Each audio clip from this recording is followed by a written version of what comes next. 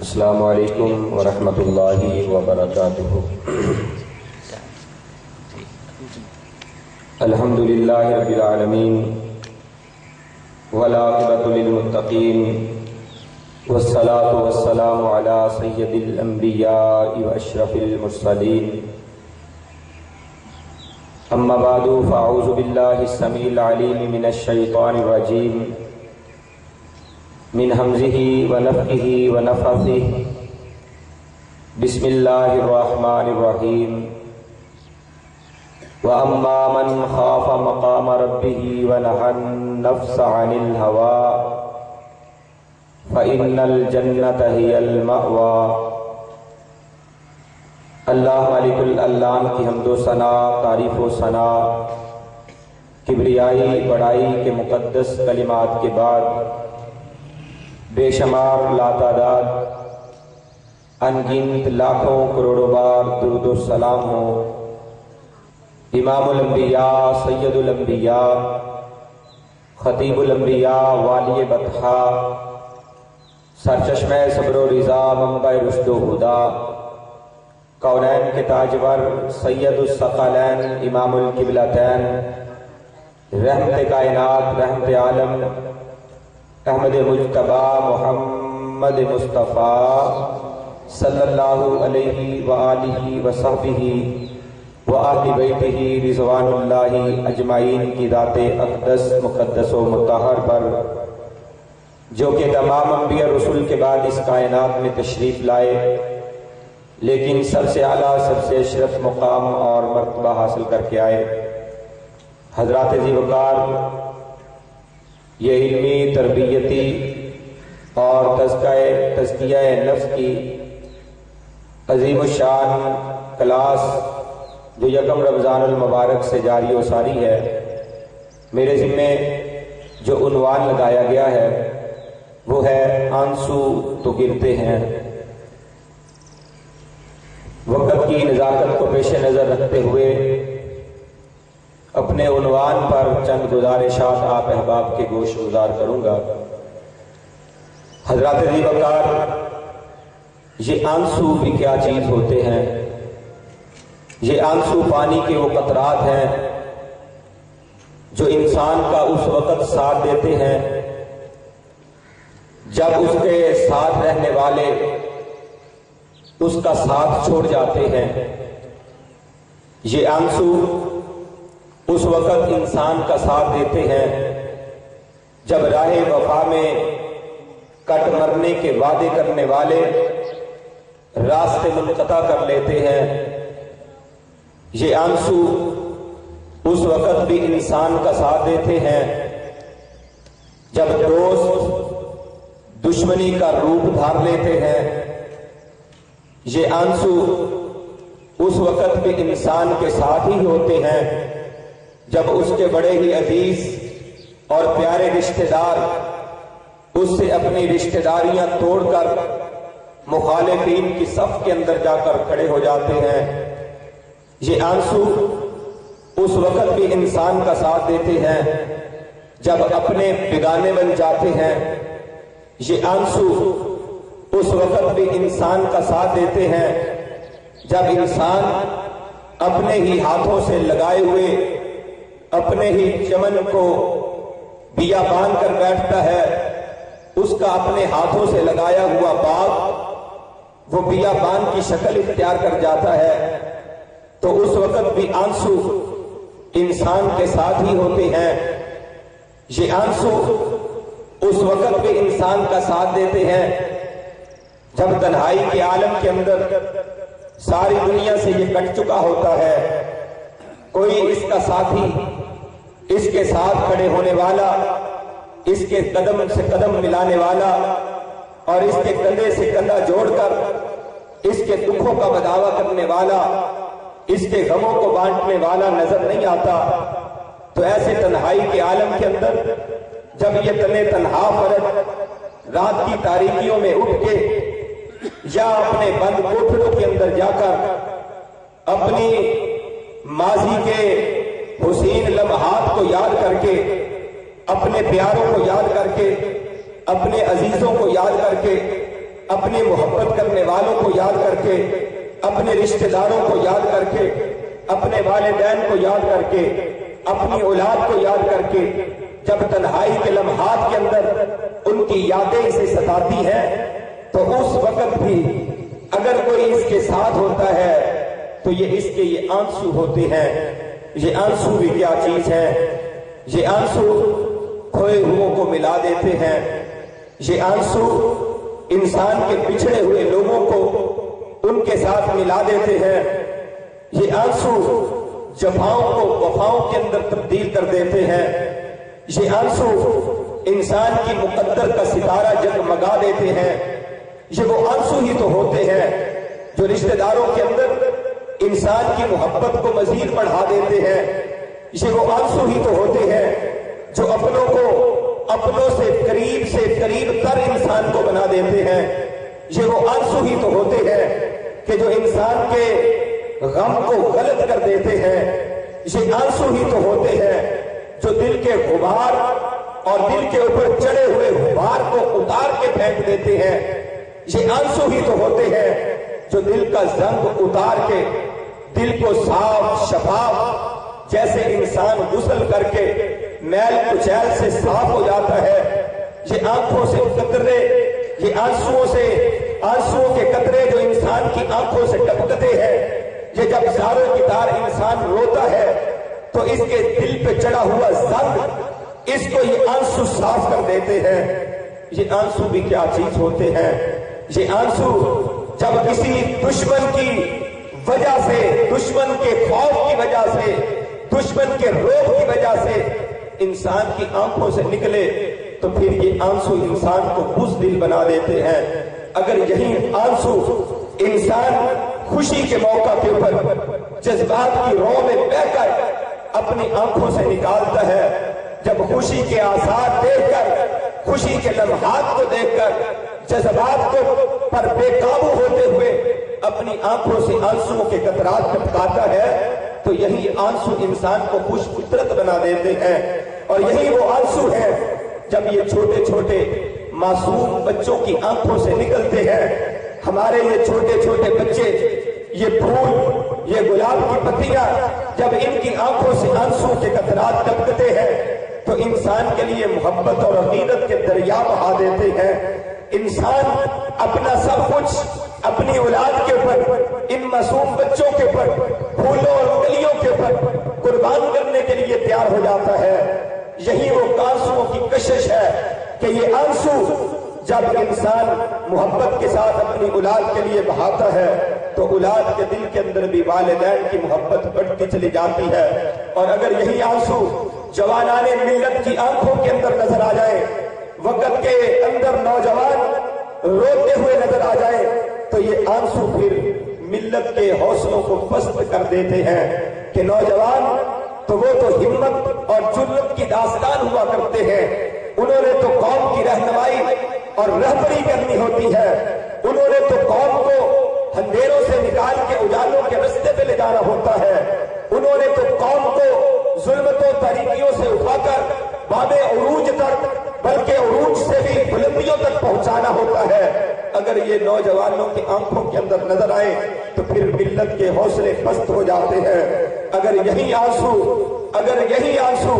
بزرگان ملت کی آنکھوں میں نظر آ جائے، بوڑھے لوگوں کی آنکھوں کے اندر بہتے ہوئے آنسو نظر آئے، اگر بوڑھوں کی نظروں سے آنکھوں سے گرتے ہوئے آنسو ان کی داڑھیوں سے نیچے زمین پر گرتے ہوئے نظر آئے، تو پھر یہ آنسو انسان کی بے بسی، انسان کی لاچاری کا انداز دنیا کے سامنے رکھتے ہوئے نظر آتے ہیں کہ یہ بوڑھا جو کل کلا اپنی جرأت سے جیا کرتا تھا، اپنی ہمت سے جیا کرتا تھا، اپنی مرضی سے جیا کرتا تھا، اپنے کام اپنی مرضی سے کیا کرتا تھا، آج سے اتنا مجبور ہو چکا ہے کہ آج یہ کام نہیں کر سکتا، کل جو حکم چلایا کرتا تھا آج اس کی بات مانی نہیں جا رہی۔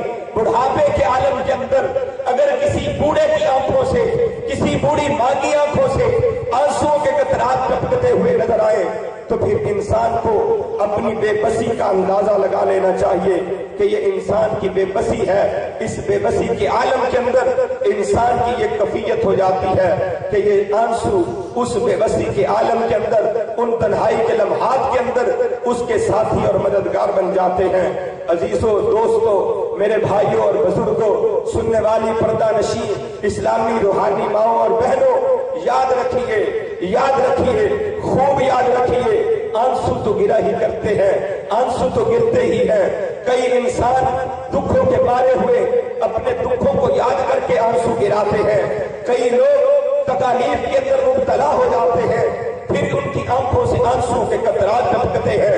कई लोग बीमारियों के अंदर लाचार होकर अपने जिस्म को बीमारियों का ढांचा बना हुआ देखकर अपनी आंखों से आंसू के कतरात टपकाते हैं कि अपने घर के अंदर, अपने कमरे में बैठा हुआ इंसान बीमारियों के अंदर लिथड़ा हुआ है।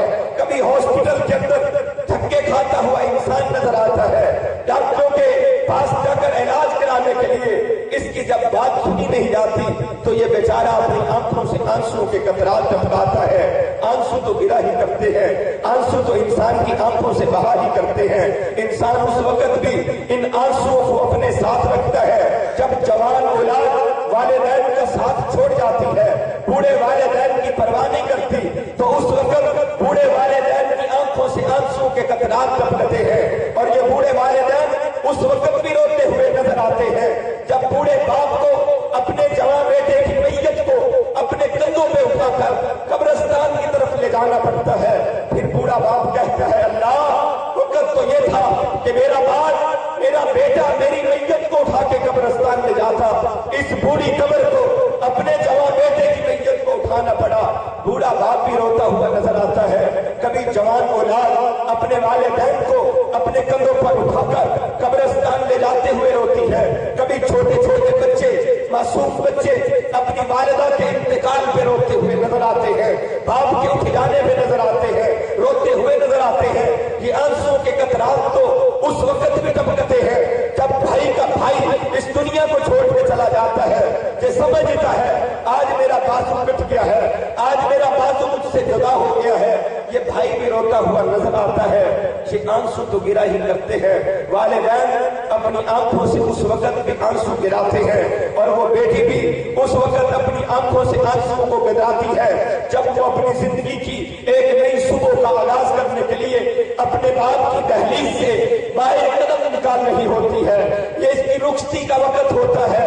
बेटी रो रही होती है अपने वालिदैन की जुदाई में। हालांकि एक तरफ इसे फितरी मोहब्बत मिलने वाली है, इसे फितरी जिंदगी के आगाज का इसकी इब्तिदा होने वाली है, लेकिन इसके बावजूद ये बेटी अपने बाप के घर से, अपनी माँ के घर से बाहर कदम रखते हुए, दहलीज से बाहर निकलते हुए अपनी आंखों से आंसू के कतरात टपकाती है। उधर वालिदैन भी जो अपनी औलाद के लिए नरम गोशा रखने वाले, जो अपने रात का आराम, दिन का चैन, अपनी जिंदगी का सब कुछ, अपनी जिंदगी का सारा सरमाया अपनी औलाद पे कुर्बान करने वाले होते हैं, वो वालिदैन भी अपनी औलाद की जुदाई के अंदर आंखों से आंसू बहा रहे होते हैं कि यही वो मेरी बेटी है जो नाज़ो नाम में पली थी, यही वो मेरी बेटी है जिसके मैंने हर ख्वाहिश और तमन्ना को पूरा किया था, यही वो मेरी बेटी है अगर इसको कांटा चुभता था मेरे दिल के ऊपर छुरियां चलती थी, अगर यही वो मेरी बेटी है ये रात की तारीकी के अंदर भी कोई फरमाइश करती थी तो मैं इसकी फरमाइश को पूरा करने के लिए हम अंदर दोष हो जाया करता था, यही वो मेरी बेटी है जिसे मैंने जिंदगी भर कभी तकलीफ पहुंचने नहीं दी, आज मेरे घर से निकल के ये किसी और घर की तरफ जा रही है, पता नहीं किस घर में जाएगी, इसे सुख भी मिलेगा या नहीं मिलेगा, इसको आराम भी नसीब होगा या नहीं होगा, इसके नसीब के अंदर राहत भी होगी या नहीं होगी। ये बाप भी रो रहा है, माँ की आंखों से आंसुओं के कतरात भी टपक रहे हैं। अजीजों, दोस्तों, मेरी अजीज इस्लामी रूहानी माओ बहनों, ये आंसुओं के कतरात तो गिरा ही करते हैं, हर सूरत गिरते हैं, किसी न किसी अंदाज में गिरते हैं। कोई ऐसा इंसान दुनिया को मुझे बताओ तो सही जिसकी आंखों से कभी आंसुओं को कतरे ना गिरे हो, जिसकी आंखों से आंसुओं के कतरे ना बहे हो। हर इंसान ही रोता है, हर इंसान की आंखों से आंसुओं के कतरात टपकते हैं, लेकिन याद रखिए ये आंसू अपनी अपनी जगह पे मुकद्दस जरूर है।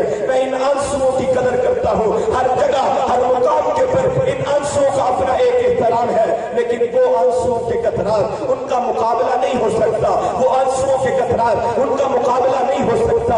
یاد رکھو آنسوؤں کے وہ قطرات ان کا مقابلہ نہیں ہو سکتا جو آنسو اللہ کے خوف سے انسان کی آنکھوں سے جاری ہو جائے، جو آنسوؤں کے قطرات اللہ کے ڈر سے انسان کی آنکھوں سے نکل پڑے، ان آنسوؤں کے قطرات کا مقابلہ نہیں کیا جا سکتا۔ ساری دنیا کے قطرات آنسوؤں کے ایک طرف ہو، ادھر اللہ کی یاد میں رونے والا انسان ہے، رات کی تاریکی میں اٹھ کر اپنے رب کو یاد کر کے روتا ہے، جو اس کی آنکھ سے آنسو کا قطرہ ٹپکتا ہے، اس کا مقابلہ کسی صورت نہیں کیا جا سکتا۔ آنسو کیسے آنسو ہے؟ اگر آنسو اللہ کے جہنم کی عذابوں کو دیکھ کر سن کر ان کا تذکرہ کر کے ان کو یاد کر کے اگر آنسو یہ انسان کی آنکھوں سے بہتے ہیں تو یہ آنسو بڑے مقدر والے ہیں، مقدس ہیں، بڑی تقدیس والے ہیں، ان کی بڑی شان اور مقام ہے۔ اگر یہی آنسو حصول جنت کی تمنا کے اندر انسان کی آنکھوں سے نکلتے ہیں تو ان آنسوؤں کی بڑی قدر ہے۔ اگر یہی آنسو انسان اپنے گناہوں کو یاد کر کے اپنی آنکھوں سے نکالتا ہے کہ میں نے زندگی بھر اپنے خدا کی نافرمانیاں کی ہیں، میں نے زندگی بھر اپنے رب کی نافرمانیاں کی ہیں، میری زندگی کے لیل و نہار اللہ کی بغاوت کے اندر گزرے ہیں، میرے شب و روز اللہ کی مخالفت کے اندر گزرے ہیں، میں نے کاروبار کیا اللہ کی مخالفت کے اندر، میں نے دنیا کے معاملات کو سر انجام دیا تو اللہ کی مخالفت کے اندر، میں گناہ پہ گناہ کرتا رہا، بغاوتوں پہ بغاوتیں کرتا رہا، سرکشی پہ سرکشی کرتا رہا، میں نے اللہ کی ایک نہیں مانی، اللہ کی نافرمانی والے کام یاد کر کے اپنی گزشتہ زندگی کے گناہوں کو یاد کر کے بغاوتوں کو یاد کر کے سرکشیوں کو یاد کر کے اگر یہ آنکھوں سے آنسو نکالتا ہے، اس کی آنکھوں سے آنسو کے قطرات ٹپکتے ہیں، ان آنسوؤں کے قطروں کا ان آنسو کے قطروں کا مقابلہ نہیں کیا جا سکتا۔ یہ آنسو کی کیا چیز ہے؟ یہ جب انسان کی آنکھوں سے آنسو اس ناطے سے نکلے کہ میرا تعلق جو قرآن کے ساتھ ہونا چاہیے تھا، میرا تعلق جو فرمان رسول کے ساتھ ہونا چاہیے تھا، وہ میرا تعلق کمزور ہو گیا، میں نے قرآن سے اپنا مضبوط تعلق نہیں جوڑا، میں نے نبی کی سنت سے اپنا مضبوط تعلق نہیں جوڑا، میں نے دنیا کے تعلقات کو تو قائم رکھا، میں نے دنیا کے سارے تعلقات کو تو مضبوط کیا، میں نے اپنے کاروبار والے لوگوں کے ساتھ اپنے تعلقات کو تو مضبوط کیا، میں نے دنیا والوں کے ساتھ اپنے تعلقات کو تو مضبوط کیا ہے، لیکن جو تعلق میرا اللہ کے قرآن کے ساتھ ہونا چاہیے تھا، جو تعلق میرا نبی کے فرمان کے ساتھ ہونا چاہیے تھا، نبی کی سنت کے ساتھ ہونا چاہیے تھا، میرا وہ تعلق قائم نہیں رہ سکا، وہ مضبوطی ان تعلقات کے اندر نہیں آ سکی جب اپنی قرآن و سنت سے بے تعلقی کی بنا پر، اس تعلق کو کمزور ہونے کی بنا پر قرآن و سنت سے جو رشتہ اور ناطہ جڑنا چاہیے تھا، یہ رشتہ اور یہ رشتہ یہ ناطہ جب کمزور ہوتا ہے، اس کو یاد کر کے انسان اللہ کے حضور روتا ہے تو پھر اللہ تبارک و تعالی اس کے آنسوؤں کی قدر کرتے ہیں اور انہیں مقدس اور مطہر بنا دیتے ہیں۔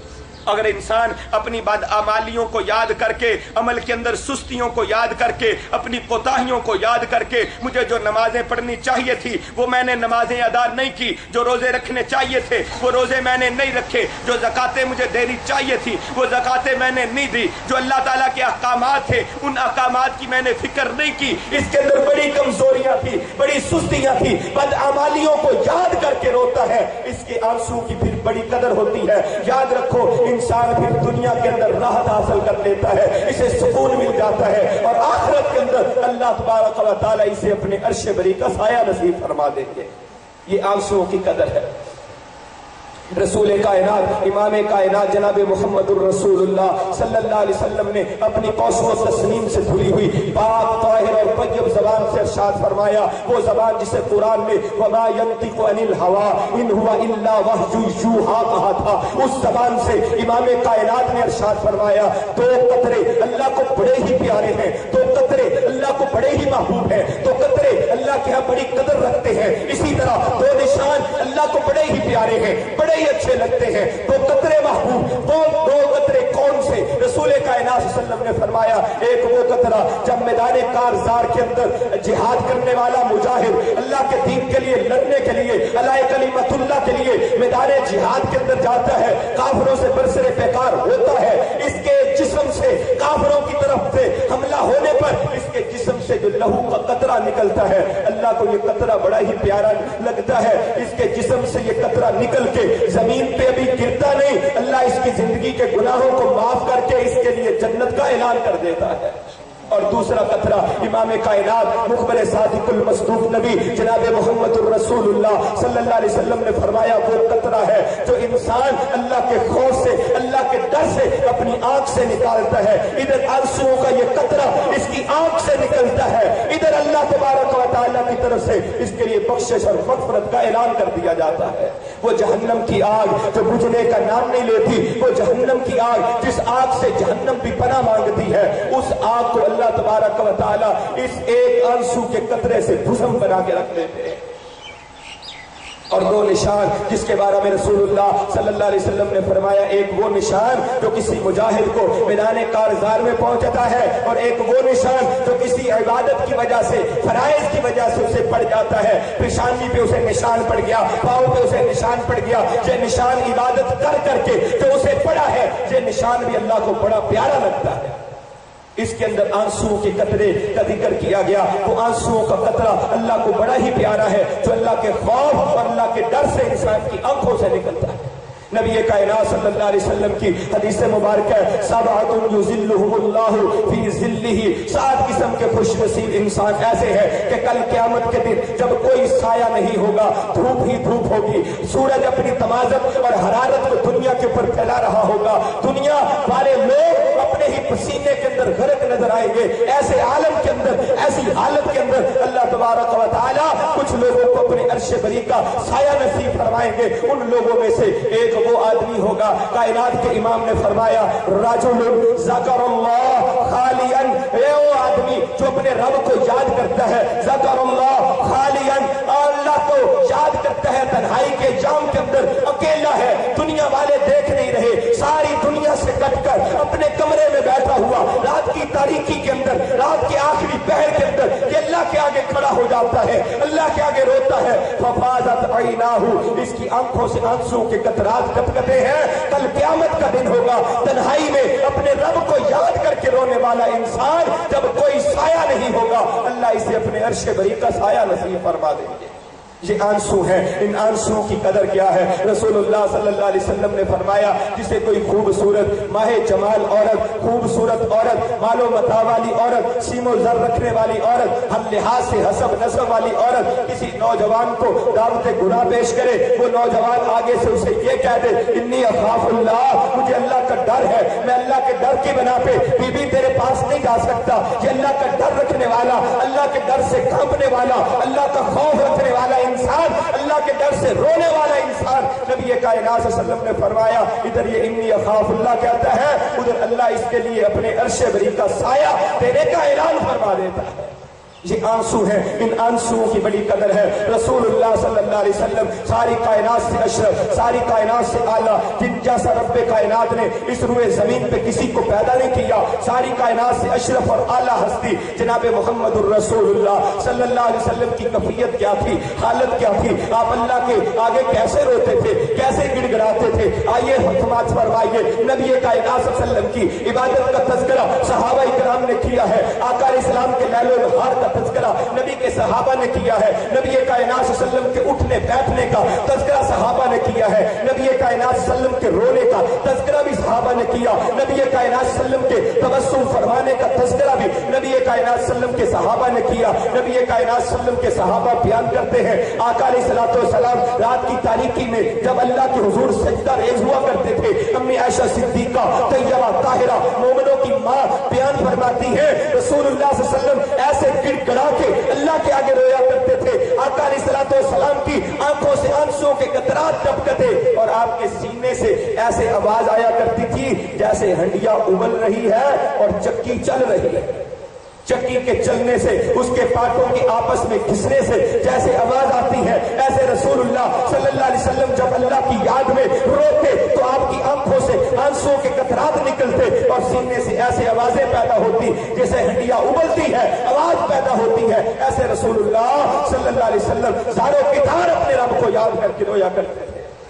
یہ رونے کی کیفیت ہے۔ رسول کائنات، مخبر صادق المصدوق نبی، سچوں کے سچے نبی، پاک بازوں کے پاک باز نبی، جناب محمد الرسول اللہ صلی اللہ علیہ وآلہ وسلم، اور جنہوں نے نبی کائنات صلی اللہ علیہ وسلم سے دین سیکھا تھا، کائنات کے امام سے تعلیم حاصل کی تھی، نبی علیہ الصلوۃ والسلام کے تربیت یافتہ تھے، نبی کائنات صلی اللہ علیہ وسلم سے تعلیم سیکھنے والے، نبی کائنات صلی اللہ علیہ وسلم کے شاگرد، انہوں نے کیسے رسول اللہ صلی اللہ علیہ وسلم سے دین کو اخذ کیا، کیسے وہ رسول اللہ صلی اللہ علیہ وسلم سے محبت کا اظہار کیا کرتے تھے۔ نبی کائنات صلی اللہ علیہ وسلم کے صحابہ کی بھی یہی کیفیت تھی۔ ایک دفعہ رسول اللہ صلی اللہ علیہ وسلم سورہ الرحمن کی تلاوت کر رہے ہیں، تلاوت کرتے چلے جا رہے ہیں، ایک صحابی روتا چلا جا رہا ہے، روتا چلا جا رہا ہے۔ رسول اللہ صلی اللہ علیہ وسلم نے اسے مخاطب کر کے کہا، اللہ کے بندے چپ کر، تو اتنا رویا ہے، تو نے اتنے آنسو بہائے ہیں، اللہ کے نزدیک تیرے ان آنسو کے قطرات کی اتنی قدر ہے کہ تجھے دیکھ کر اللہ کے فرشتے بھی رو پڑے۔ اللہ کی یاد میں رونے والا صحابی، رسول اللہ صلی اللہ علیہ وسلم نے فرمایا، تجھے دیکھ کر، تیرے رونے کو دیکھ کر اللہ کے ملائکہ بھی رو پڑے۔ یہ کیفیت تھی نبی کائنات صلی اللہ علیہ وسلم کے صحابہ کی کہ اللہ کی یاد کے اندر وہ ایسے رویا کرتے تھے، ایسے ان کی آنکھوں سے آنسوؤں کے قطرات ٹپکا کرتے تھے۔ لیکن آج ہماری کیفیت کیا ہے؟ دنیا کے غموں پر تو روتے ہیں، دنیا کے دکھوں پر تو روتے ہیں، دنیا کی پریشانیاں آ جائیں تو روتے ہیں، دنیا کے مسائل سامنے آ جائیں تو روتے ہیں، تکلیفیں آ جائیں تو روتے ہیں، بیماریاں آ جائیں تو روتے ہیں، کاروبار میں خسارہ پڑ جائے تو روتے ہیں، قرض اوپر چڑھ جائے تو روتے ہیں، بیوی بات نہ ماننے تو روتے ہیں، خاوند بات نہ مانے تو عورت روتی ہے، بیٹے روتے ہیں، بیٹیاں روتی ہیں، بہنیں روتی ہیں، عزیز رشتے دار روتے ہیں۔ دنیا کے غموں کے لیے روتے ہو، کبھی یہ تو بتاؤ اس اللہ کے لیے بھی کبھی روئے ہو یا نہیں؟ تمہاری آنکھوں سے آنسوؤں کے یہ قطرات اپنے رب کی یاد کے اندر بھی کبھی بہے ہیں یا نہیں؟ یا ادھر تمہارے دل پتھر بن چکے ہیں، یا پتھروں سے بھی زیادہ سخت ہو چکے ہیں؟ اللہ کا قرآن کہتا ہے کچھ لوگ ایسے ہیں کہ ان کے دل پتھروں سے زیادہ سخت ہو چکے ہیں۔ ان کی کیفیت یہ ہے، ثم قسیت قلوبکم من بعد ذلک، اس کے بعد تمہارے دل سخت ہو گئے۔ کیسے؟ فہی کالحجارہ، جیسے پتھر ہوتے ہیں، پتھروں کی طرح تمہارے دل ہو گئے، تمہاری آنکھیں پتھرا گئی،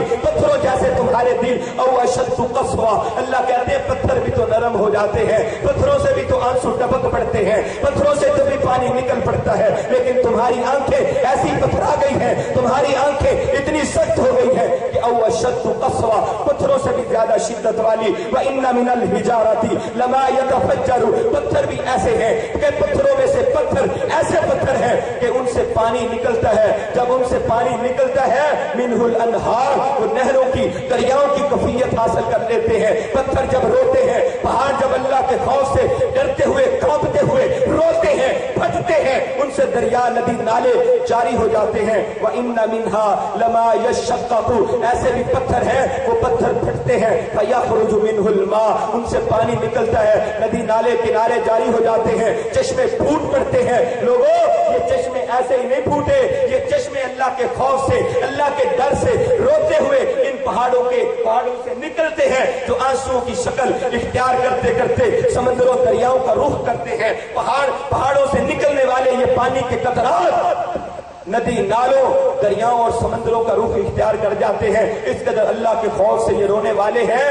مجھے یہ تو بتاؤ، ہماری آنکھیں ان پتھروں سے بھی زیادہ سخت ہو گئی، ہمارے دل ان پتھروں سے بھی زیادہ سخت ہو گئے، ہم نے اللہ سے ڈرنا ہی چھوڑ دیا، اللہ کے خوف سے رونا ہی چھوڑ دیا۔ اللہ کا قرآن سارا پڑھ جاتے ہیں لیکن کبھی آنکھوں سے آنسو کا ایک قطرہ نہیں ٹپکا۔ اللہ کا قرآن کہتا ہے لو انزلنا ھذا القرآن علی جبل لرأیتہ خاشعا متصدعا من خشیۃ اللہ، اللہ کہتے ہیں ہم اس قرآن کو اگر پہاڑوں کے اوپر نازل کر دیتے تو تم دیکھتے یہ پہاڑ اللہ کے خوف سے، اللہ کے ڈر سے ریزہ ریزہ ہو جاتے، ٹوٹ جاتے۔ یہ انسان ہی ہے، یہ پورا قرآن پڑھ جاتے ہیں، یہ انسان ہی ہے، اس کے سینہ میں پورا رب کا قرآن ہے، قرآن پڑھتا چلا جا رہا ہے، شروع کرتا ہے، اختتام تک پہنچ جاتا ہے، پورا قرآن پڑھا ہے، کبھی اس کی آنکھوں سے آنسو کا ایک قطرہ نے گرا؟ میرے بھائیوں بتاؤ تو صحیح، یہ ہمارے دل پتھروں سے زیادہ سخت نہیں، ہماری آنکھیں پتھروں سے زیادہ سخت نہیں تو اور کیا ہے؟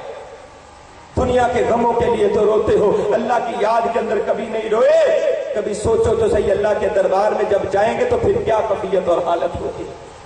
یہ آنسو بھی کیا چیز ہوتے ہیں. آئیے اللہ کی یاد میں رویا کریں, اللہ کو یاد کر کے رویا کریں, اللہ کی یاد میں اپنی آنکھوں سے آنسو کے قطرات بہایا کریں. مومن آدمی کی تو شان ہی یہ ہے, مومن تو کہتے ہی اس کو ہے انما المؤمنون الذین اذا ذکر اللہ وجلت قلوبہم. یہ جو مومن لوگ ہوتے ہیں نا, جو مسلمان ہوتے ہیں نا, جن کے سینوں میں ایمان موجود ہوتا ہے, جب ان پر اللہ کی آیات کی تلاوت کی جاتی ہے, جب وہ اللہ کو یاد کرتے ہیں, اذا ذکر اللہ, اللہ کو یاد کرتے ہیں, وجلت قلوبہم, ان کے دل کانپ اٹھتے ہیں, وہ ڈر جاتے ہیں, خوف طاری ہو جاتا ہے, آنکھوں سے زاروں کی دھار, آنسوؤں کے قطرات ٹپکنا شروع ہو جاتے ہیں. یہ مومن لوگ ہیں. ہم ایمان سے کوسوں دور ہیں. حضرت ابو بکر صدیق رضی اللہ تعالی عنہ کے بارے میں امی عائشہ صدیقہ طیبہ طاہرہ ان کی روایت بھی سماعت فرمائے. دیگر صحابہ سے بھی روایات موجود ہیں, صحیح بخاری کے اندر بھی یہ روایات موجود ہیں کہ حضرت ابو بکر صدیق جب اللہ کے قرآن کی تلاوت کرتے تو زاروں کی دار رویا کرتے تھے, زاروں کی دار رویا کرتے.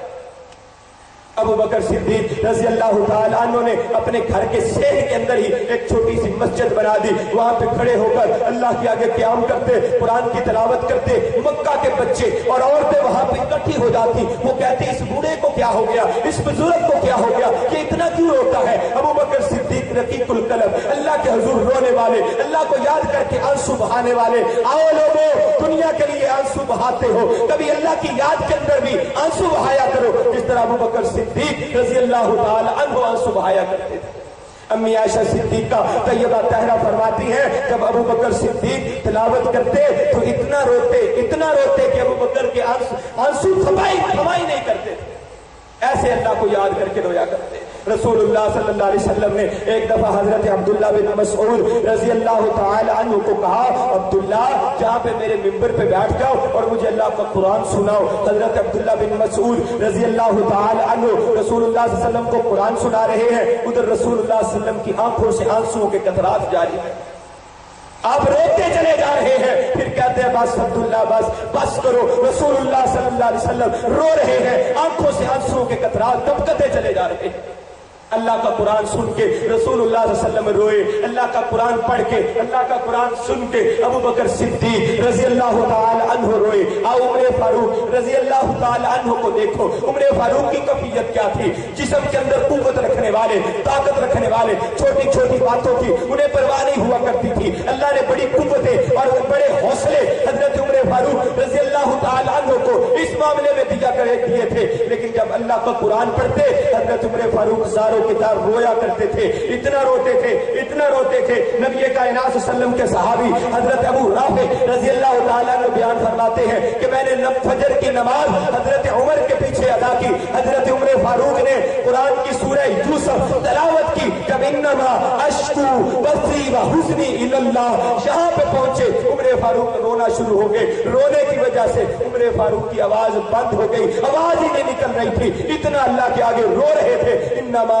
اشکو بثی و حزنی الی اللہ. عمر فاروق جیسا جوان آدمی, عمر فاروق جیسا جری نڈاری انسان, وہ بھی اللہ کے آگے رو رہا ہے. اس کی آنکھوں سے زاروں کی دار آنسو ٹپک رہے ہیں. حضرت عثمان غنی رضی اللہ تعالی عنہ وہ تو بڑے ہی نرم دل انسان تھے. صحابہ کہتے ہیں وہ اللہ کو یاد کر کے اتنا روتے تھے, خصوصاً قبر کے لمحات کو یاد کر کے اتنا روتے تھے.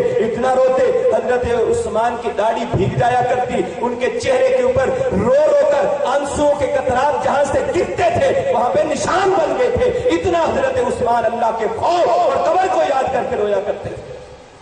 آج ہم قبرستان سے گزرتے ہیں, اللہ یاد نہیں, قبر کی تنہائیاں یاد نہیں.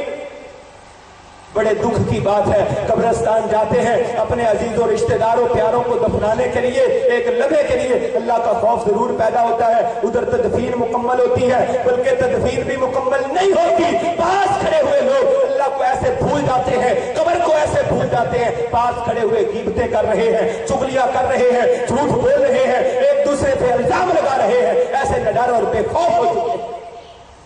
اللہ کا قرآن کہتا ہے وَأَمَّا مَنْ خَافَ مَقَامَ رَبِّهِ وَنَهَى النَّفْسَ عَنِ الْهَوَىٰ فَإِنَّ الْجَنَّةَ هِيَ الْمَأْوَىٰ. وہ انسان جس انسان کو یہ خوف آ گیا, جس کو یہ ڈر آ گیا کہ میں نے اپنے رب کے سامنے کھڑا ہونا ہے, اللہ کے دربار میں جانا ہے, میرے رب نے, میرے خالق نے, میرے مالک نے مجھ سے دنیا کی زندگی کا حساب و کتاب لینا ہے, میں اللہ کے سامنے جب جاؤں گا کس منہ کے ساتھ جاؤں گا. جسے یہ خوف پیدا ہو گیا, اللہ کہتے ہیں اس انسان کے لیے میں نے جنت تیار کر رکھی ہے, جنت اس کے لیے بنائی ہے. دوسرے مقام پہ اللہ نے فرمایا وَلِمَنْ خَافَ مَقَامَ رَبِّهِ جَنَّتَانِ, ایک جنت نہیں دوری جنت عطا کروں گا, دوری نعمتیں عطا کروں گا, ہر چیز ڈبل ڈبل عطا کروں گا. جو انسان اللہ کے خوف سے ڈرتا ہے, جسے یہ اندیشہ ہے, ڈر ہے کہ میں نے رب کے سامنے کھڑا ہونا ہے, میرے رب نے دنیا کی زندگی کا حساب و کتاب لینا ہے, جس کو یہ خوف ہے اللہ اس کو دوہری جنتیں عطا فرمائے گا.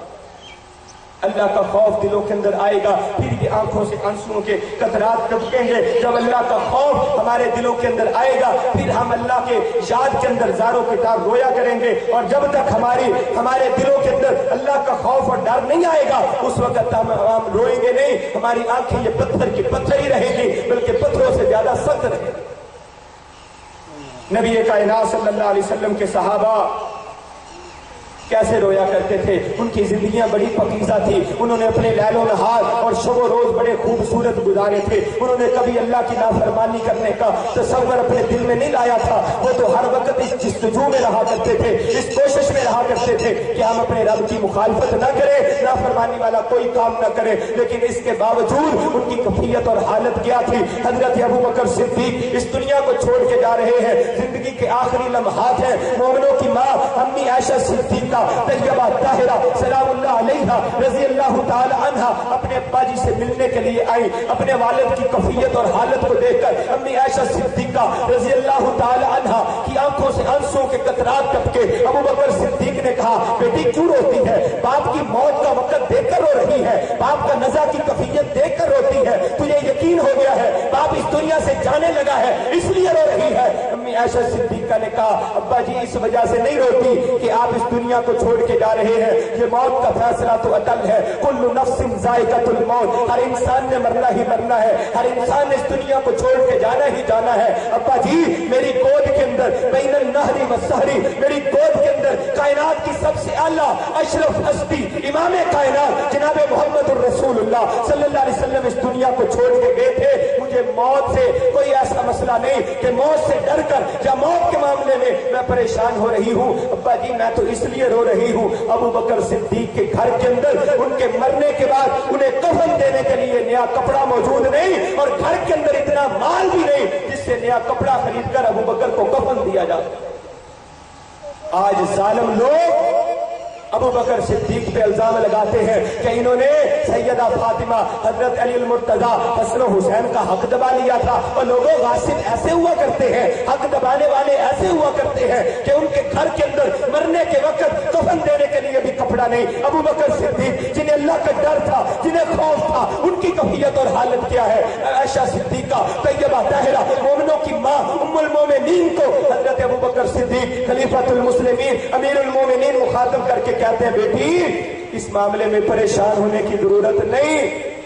ابو بکر صدیق کو یہی چادریں جو ابو بکر صدیق نے پہنی ہوئی ہے انہیں دھو لینا, ان کے ساتھ ایک اور چادر شامل کر لینا, اسی کے اندر ابو بکر کو کفن دے دینا. اگر ابو بکر کے انتقال کے بعد نیا کپڑا میسر بھی آ جائے تو نئے کپڑے میں ابو بکر کو کفن نہ دینا, بلکہ وہ غریبوں مسکینوں یتیموں پہ خرچ کر دینا. ابو بکر کو پرانے کپڑوں کے اندر ہی کفن دے دینا. ابو بکر یہ مناسب سمجھتا ہے کہ نیا کپڑا زندہ لوگوں کے لیے بہتر ہے, مرے ہوئے لوگوں کو کیا غرض نیا کپڑا ہو یا پرانا کپڑا ہو. یہ ہے اللہ کا خوف, یہ ہے اللہ کا ڈر. جو اللہ کا خوف دل میں رکھتے تھے پھر اللہ ان کے دلوں کو نرم کر دیتا تھا. جنہیں اللہ کا خوف تھا نا, اللہ ان کی آنکھوں سے پھر قطرے آنسوؤں کے بہانا شروع کر دیتا تھا. پھر وہ اللہ کے آگے کھڑے ہوتے تھے, دل اتنے نرم ہوتے تھے کہ زاروں کی طرح بے اختیار ان کی آنکھوں سے آنسوؤں کے قطرات ٹپکا کرتے تھے. حضرت عمر فاروق رضی اللہ تعالیٰ عنہ کی کیفیت اور حالت کیا ہے؟ شام کی طرف جا رہے ہیں، رستے کے اندر حضرت ابو بکر حضرت عمر فاروق نے ایک خیمہ دیکھا، اس خیمے کے پاس گئے، وہاں پہ دیکھا کہ ایک بڑھیا سی مائی کمزور سی اماں وہاں پہ بیٹھی ہوئی ہے۔ حضرت عمر فاروق نے کہا اماں کہاں سے آئی ہو، کہاں جا رہی ہو؟ یہ بڑھیا مائی شام کی رہنے والی، شام کی باسیہ کہتی ہے میں مدینہ طیبہ جا رہی ہوں۔ کہا اماں جی مدینہ میں کیا جا کے کرو گی؟ یہ کہتی ہے میں شام میں رہتی ہوں، شام کے فلاں محلے کے اندر، وہاں میں بیمار ہوئی تھی، میں عمر کے پاس شکایت کرنے کے لیے جا رہی ہوں۔ جب میں بیمار ہوئی تھی عمر میری تیمارداری کرنے کیوں نہیں آیا؟ میں عمر سے شکایت کرنے مدینہ جا رہی ہوں۔ جب میں بھوکی تھی عمر مجھے کھانا دینے کیوں نہیں آیا؟ فلاں دن مجھے پیاس لگی ہوئی تھی، عمر نے مجھے پانی نہیں پہنچایا، اس وجہ سے میں مدینہ طیبہ جا رہی ہوں عمر سے شکایت کرنے کے لیے۔ اسے کیا پتا تھا جس سے مخاطب ہے وہی عمر بن خطاب ہے؟ اسے کیا پتا تھا جس سے میں مخاطب ہوں وہی امیر المومنین ہے؟ اسے کیا پتا تھا جس سے میں مخاطب ہوں وہی خلیفۃ المسلمین ہے، یہی عمر بن خطاب ہے؟ پتا نہیں تھا۔ حضرت عمر فاروق آگے سے کہتے اماں بھلا عمر کو کیا پتا کہ شام کے فلاں محلے کے اندر کوئی مائی بیچاری کوئی بڑھیا بیمار ہے؟ عمر کو کیسے پتا؟ بات عقل مانتی ہے، تسلیم کرتی ہے، جب تک بتایا نہیں جائے گا عمر کو کیسے پتا چل سکتا ہے؟ جب تک بتایا نہیں جائے گا کسی کو کیسے پتا چل سکتا ہے کہ اس کے پیٹ میں کچھ چیز ہے یا یہ بھوکا ہی ہے، اس کو پیاس لگی ہے یا اس نے پانی پیا ہوا ہے؟ کسی کو پتا نہیں چل سکتا۔ عمر کی بات اپنی جگہ بجا تھی کہ ماں عمر کو تو بتائے گی نہیں، اطلاع نہیں دے گی تو عمر کو کیسے پتا چلے گا؟ تو بیمار تھی، تو بھوکی تھی، تو پیاسی تھی۔ اماں نے بڑی پیاری بات کہی۔ اماں کہتی ہے اگر عمر کو اتنا نہیں پتا اس کی رعایا کے اندر کون بھوکا ہے، اگر عمر کو اتنا نہیں پتا اس کی رعایا کے اندر کون پیاسا ہے، اگر عمر کو اتنا نہیں پتا کہ عمر کی رعایا کے اندر کون بیمار ہے، تو پھر عمر کو ہمارے اوپر حکومت کرنے کا بھی کوئی اختیار نہیں۔ حضرت عمر فاروق نے اماں جی کی یہ بات کو سنا، زاروں کی دار آنکھوں سے آنسو ٹپکے، رونے لگے، روتے جا رہے ہیں، ہچکیاں بج گئی۔ کہتے اماں تو سچ کہتی ہے، اگر عمر کو یہ نہیں پتا اس کی رعایا میں کون بھوکا ہے، کون پیاسا ہے، کس کو بیماری لاحق ہے، تو پھر عمر کو حکومت کرنے کا بھی کوئی اختیار نہیں۔ آج ہمارے بھی حکمران ہیں، میں کسی ایک کی بات نہیں کرتا، میں مجموعی طور پر کہتا ہوں شروع سے لے کر پاکستان جب سے بنا آج تک جتنے بھی حکمران آئے، کیا غریبوں کا خیال کیا گیا؟ کیا مسکینوں کا خیال کیا گیا؟ کیا یتیموں کے سر پر دست شفقت رکھا گیا؟ کیا بیماروں کے لیے علاج معالجے کا انتظام کیا گیا؟ کیا ان کے دکھوں کا مداوع کیا گیا؟ کیا ان کے زخموں پہ مرہم رکھا گیا؟ نہیں نہیں، ایسا کچھ نہیں ہو سکا جیسا عمر کر رہے ہیں۔ عمر رو رہے ہیں، آنکھوں سے آنسو کے آنسوؤں کے قطرات رہے ہیں، زاروں کی طرح روتے جا رہے ہیں۔ اپنا دکھ نہیں تھا، اپنی تکلیف نہیں تھی، تکلیف یہ ہے، پریشانی یہ ہے، عمر کی رعایا میں شام کے کسی محلے کے اندر ایک بوڑھی مائی بھوکی رہی ہے، پیاسی رہی ہے، بیمار رہی ہے، عمر اس کا پتہ لینے کیوں نہیں؟ اس وجہ سے رو رہے ہیں۔ پھر کہتے ہیں اماں اگر میں عمر سے تمہارے بارے میں بات کروں تو عمر کا یہ جرم تم معاف کر دو گی؟ کہتی ہے میں عمر کا جرم معاف کر دوں گی لیکن میں 30 یا 35 درہم لوں گی، اس سے کم میں عمر کا گناہ اور جرم معاف نہیں کروں گی۔ عمر کہتے ہیں اماں مجھ سے وہ پیسے لے لے، وہ درہم اور دینار میں تمہیں دے دیتا ہوں، لیکن عمر کو معاف کر دے۔ اللہ کے دربار میں فرد جرم عید نہ کرنا، اللہ کے دربار میں عمر کھڑا نہیں ہو سکتا، اللہ کے دربار میں عمر جواب نہیں دے سکتا۔ وَأَمَّا مَنْ خَافَ مُقَامَ رَبِّهِ مَقَامَ رَبِّهِ وَنَهَى النَّفْسَ عَنِ الْهَوَىٰ فَإِنَّ الْجَنَّةَ هِيَ الْمَأْوَىٰ، جنہیں یہ ڈر آ گیا، جنہیں یہ خوف لاحق ہو گیا میں نے اللہ کے سامنے جانا ہے، اللہ کو کیا جواب دوں گا؟ ایسے انسان کے لیے اللہ نے جنت تیار کر رکھی ہے۔ عمر رو رہے ہیں، عمر کی آنکھوں سے آنسوں کے قطرات ٹپک رہے ہیں۔ حضرت عمر فاروق کی زندگی کے کس واقعے کو بیان کروں؟ وقت کے اختصار کو ملحوظ خاطر رکھتے ہوئے عمر فاروق کی سیرت کا ایک واقعہ اور سماعت فرمائیں۔ حضرت عمر فاروق رضی اللہ تعالی عنہ رات کی تاریکی میں گشت کیا کرتے، گلیوں محلوں میں چکر لگایا کرتے۔ ایک گلی کے اندر چکر لگاتے ہوئے عمر فاروق نے دیکھا جہاں پہ بچوں کے رونے کی آواز آ رہی ہے۔ حضرت عمر فاروق نے دروازے کو کھٹکھٹایا، دروازہ کھٹکھٹانے کے بعد کہا ماں بی بی تیرے گھر میں جو بچے رو رہے ہیں ان کو چپ کرا، ہمسایوں کو تنگ نہ کر، ہمسایوں کو تنگ کرنا اسلام میں جائز نہیں ہے۔ उमर फारूक आगे चले गए, वापस पलटे, बच्चे फिर रो रहे हैं। फिर दरवाजा खटखटाया, ये औरत कहती है भाई जा अपना काम कर, तुझे क्या हमारे साथ सरोकार, जा अपना काम कर। बच्चे रोती हैं तो मेरे रोते हैं, तुझे क्या तकलीफ है। हजरत उमर फारूक कहते हैं बीबी अगर कोई मसला है मुझे बता, तेरा मसला मैं हल किए देता हूँ। उसे नहीं पता ये गलियों के अंदर फिरने वाला, रात की तारीखियों में अपना सुकून आराम रात छोड़ने वाला, गरम नरम बिस्तर छोड़कर ये लोगों का ख्याल करने वाला उमर ही तो है जिससे मैं मुखातिब हूँ। उसे नहीं पता था। कहती है मैं बच्चों को इसलिए रुला रही हूँ कि बच्चे इसलिए रो रहे हैं। उमर फारूक रजी अल्लाह ताला अन्हु ने ये कानून बनाया है कि जिस घर में बच्चा जन्म लेगा वो बच्चा जब दूध अपनी माँ का छोड़ेगा उस दिन उसके लिए वजीफा जारी हो जाएगा। बड़ा अच्छा और खूबसूरत अमल था। वजीफा मिलता था गवर्नमेंट की तरफ से, वजीफा मिलता था मुसलमानों के बैतुल माल से कि मुसलमानों के घर में जब कोई बच्चा जन्म लेता है तो उसके जुमला अखराजात बैतुल माल इस्लामी हुकूमत अदा करेगी। हजरत उमर फारूक का बड़ा खूबसूरत फैसला था। ये औरत कहती है उमर फारूक ने ये कानून बनाया है, मेरे घर के अंदर इतना राशन नहीं है, मेरे घर के अंदर इतना माल नहीं है कि मैं अपनी जरूरियात जिंदगी को पूरा कर सकूं। ये बच्चा जो मेरा दूध पीता है इस बच्चे का मैं दूध छुड़ा रही हूं ताकि ये बच्चा दूध छोड़ेगा तो बैतुल माल से हुकूमत से वजीफा मिलेगा और मेरे घर का खर्चा चलेगा। बस इधर ये औरत ने ये कलिमात कहे, जिस तरह आप और मेरे ऊपर कोई असर नहीं हुआ, इधर इस औरत ने अल्फाज कहे, लेकिन उमर की कफियत ये नहीं थी। उमर की चीखें निकल गई, उमर की चीखें निकल गई, ज़ारो कितार रोने लगे, आंखों से आंसुओं के कतरात टपकने लगे, रोते जा रहे हैं, रोते जा रहे हैं। उमर ने उसी वक्त कहा सुबह का सूरज बाद में तलू होगा। उमर ने अपना कानून बदल दिया। पता नहीं उमर के इस कानून की वजह से कितने मासूम बच्चे, कितने फूल, कितनी कलियां रोई होगी। उमर ने आज भी यह कानून बदल दिया। कोई बच्चा जब तक दूध नहीं छोड़ेगा उस वक्त के इंतजार की जरूरत नहीं। जिस घर में बच्चा जन्म लेगा इधर बच्चे के जन्म का वक्त होगा, उधर से हुकूमत उसके लिए वजीफा जारी कर देगी। ये अल्लाह का खौफ था, अल्लाह का डर था जिसकी वजह से ये लोग अल्लाह के खौफ और डर से रोया करते थे। हजरत उस्मान का वाकया मैंने सुना दिया। वो कब्र को याद करके, तन्हाई के लम्हात को याद करके, अपने रब को याद करके इतना रोते दाढ़ी भीग जाती और आंखों से आंसुओं के कतरात टपकते, चेहरा मुबारक के ऊपर निशान बन गए थे रो रो के।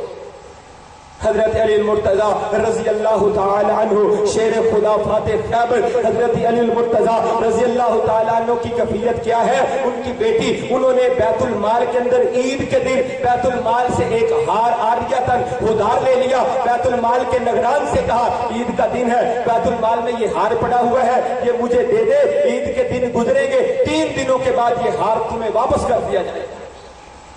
निगरान ने बैतुल माल से वो हार निकाला, अली की लख्ते जिगर के लिए, अली की बेटी के लिए उन्होंने ये हार दे दिया। अली की बेटी ने हार गले में पहन लिया। ईद का दिन था, बाबा की नजर अपनी बेटी के गले पर पड़ी, गले के अंदर हार लटका हुआ। बाप ने पूछा, अल्लाह का खौफ था ना, हम तो पूछते ही नहीं, बेटे ये कपड़े कहाँ से लिए हैं? बेटी ये चीजें जो मैंने तुम्हें खरीद कर नहीं दी, तुम्हारी मामा ने तुम्हें खरीद कर नहीं दी, ये कहाँ से ली है तुमने? पूछा करो अपनी औलादों से, उनकी तरबियत का हिस्सा है, उनकी तरबियत का जुज है कि उनसे पूछा करो, सवाल किया करो। ये चीजें हमने लेकर नहीं दी, बेटी कहां से लाई है, बेटे कहां से लाया है, ताकि बच्चे हमारे बेहयाई की तरफ, फाशी की तरफ, गलत रस्तों की तरफ ना चले। उन्हें पता हो हमसे पूछा जाएगा, हमसे सवाल किया जाएगा। अली मुर्तजा रसूलुल्लाह सल्लल्लाहु अलैहि वसल्लम की तरबियत याफ्ता बेटी से पूछते हैं, बेटी ये हार मैंने तो खरीद कर नहीं दिया, कहां से तूने ये हार लिया है? बेटी कहती है, अब्बा जी बैतुल माल में ये हार पड़ा हुआ था, मैंने बैतुल माल के निगरान अंबर से ये कहा है कि ये हार तुम आरियतन उधार के तौर पर 3 दिन के लिए मुझे दे दो, ईद के दिन गुजर जाएंगे, लोगों के बच्चे खूबसूरत कपड़े पहने हुए हैं, लोगों के बच्चों ने आला लिबास पहने हुए हैं, दुनिया की चीजें उनके पास मौजूद है, मैं तो खलीफतुल मुस्लिमीन की बेटी हूँ, अमीरुल मोमिनीन की बेटी हूँ, अली की लख्ते जिगर हूँ, मेरे पास ये तज़ीनो अरश वाला कोई सामान मौजूद नहीं, चलो ये हार ही दे दो, 3 दिन के बाद वापस कर दूंगी। हजरत अली रजी अल्लाह ताला अन्हु ने अपनी बेटी के गले से हार को खींचा, बैतुल माल के निगरान को बुलाया और निगरान को बुलाने के बाद कहा, तूने ये हार मेरी बेटी بیٹی کو کیوں دیا؟ یہ غلام کہتا ہے علی میں نے اس لیے دیا، اس نے سوال کیا، ادھار مانگا تھا، ادھار دینے میں تو کوئی حرج نہیں، میں نے پکا اسے نہیں دیا، ادھار کے طور پر دیا ہے۔ حضرت علی مرتضی رضی اللہ تعالی عنہ فرماتے ہیں یہ بیت المال کا مال ہے، اس پر پوری امت کا، سارے لوگوں کا یک طرفہ برابر مساویانہ حقوق ہیں۔ اگر تو نے سب تمام مسلمانوں کی بیٹیوں کو ایک ایک ہار دے دیا ہے پھر تو ٹھیک، علی کی بیٹی کا بھی حق بنتا ہے اسے بھی ہار دیا جائے۔ اگر تو نے مسلمانوں کی دیگر بیٹیوں کو ہار نہیں دیے تو کل قیامت کے دن اگر اللہ نے پوچھ لیا تو کیا جواب دے؟ وَأَمَّا مَنْ خَافَ مَقَامَ رَبِّهِ وَنَهَى النَّفْسَ عَنِ الْهَوَىٰ فَإِنَّ الْجَنَّةَ هِيَ الْمَأْوَىٰ۔ جب اللہ کا خوف آتا ہے، دلوں کے اندر اللہ کا ڈر آتا ہے، پھر یہ چیزیں اور کیفیتیں پیدا ہوتی ہیں۔ آخری بات سنیں اور بات ختم۔ حضرت عبداللہ بن عمر رضی اللہ تعالی عنہما، حضرت عمر فاروق رضی اللہ تعالی عنہ کے لخت جگر ہیں، فرزند ارجمند ہیں، نبی کائنات کے صحابی ہیں، اپنے باپ کے ساتھ ہی یہ دائرہ اسلام میں داخل ہوئے۔ نبی کائنات صلی اللہ علیہ وسلم کی دوسرے نمبر پہ زیادہ حدیثیں روایت کرنے والے حضرت عبداللہ بن عمر رضی اللہ تعالی عنہما ہی ہیں۔ یہ عبداللہ بن عمر اپنے دوستوں کے ساتھ جنگل کی طرف نکلے، سیر سپاٹا کرنے کے لیے جنگل میں پہنچے، دسترخوان بچھایا، کھانا لگا دیا گیا۔ حضرت عبداللہ بن عمر اپنے دوستوں کے ساتھ کھانا کھانے کے لیے تیار ہوئے، کھانے کی طرف ہاتھ بڑھا۔ حضرت عبداللہ بن عمر کی نظر دور پہاڑوں کے دامن کے اندر ایک آدمی بھی پڑی جو پہاڑوں کے دامن میں بکریاں چرا رہا تھا۔ حضرت عبداللہ بن عمر کہتے ہیں ٹھہر جاؤ، سب دوست ٹھہر گئے، غلام بھی ٹھہر گئے۔ حضرت عبداللہ بن عمر کہتے ہیں وہ دیکھو دور ایک آدمی نظر آتا ہے، جاؤ اسے بھی بلا کے لاؤ، اس جنگل کے اندر، اس بیابان جگہ کے اندر بھلا اس کو کھانا دینے والا کون ہوگا، جاؤ اس کو بھی بلا کے لاؤ، اس کو بھی ہم اپنے کھانے کے درمیان شریک کر دیں۔ حضرت نافع گئے، انہوں نے اس غلام کو بلایا، اس چرواہے بکریاں چرانے والے گدریے کو بلایا، دسترخوان پہ لا کے بٹھایا۔ عبداللہ بن عمر کہتے ہیں بھائی کھانا کھاؤ، یہ غلام یہ گدریاں